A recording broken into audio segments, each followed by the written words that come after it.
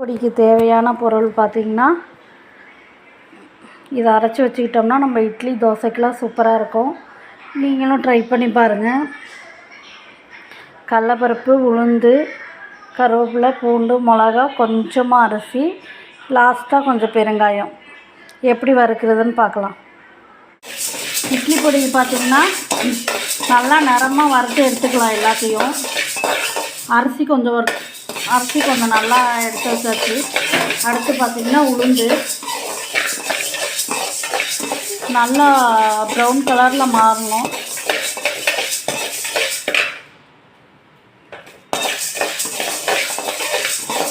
எண்ணெய் ஊற்றி வறுத்தோம்னா கொஞ்சம் நாளைக்கு இருக்காது, கெட்டு போயிடும். எண்ணெய் ஊற்றாமல் வறுத்தோம்னா நம்ம எவ்வளோ நாளைக்கு வேணாலும் வச்சுக்கலாம். கலர் மாறுது பாருங்கள் எப்படி.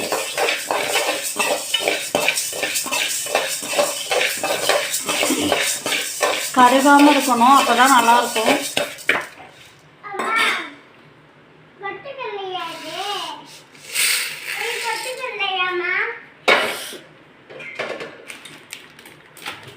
அடுத்து கடலப்பருப்பு,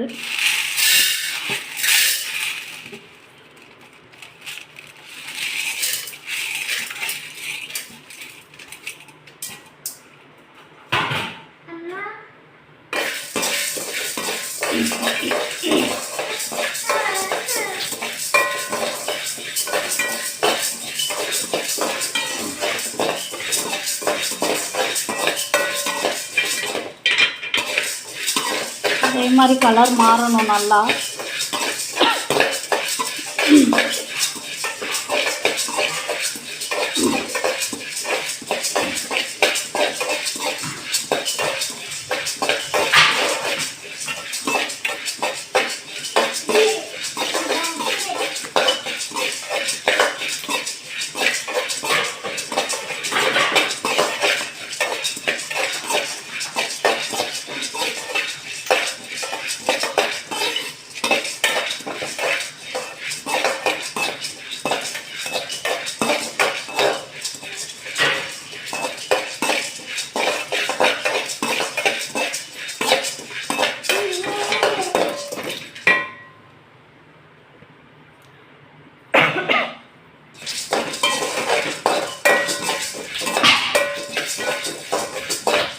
நல்லா கலர் சேஞ்ச் ஆகுது பாருங்கள். நான் இந்த மாதிரி சேஞ்ச் ஆனோன்னா எடுத்து கொடுத்துக்கலாம்.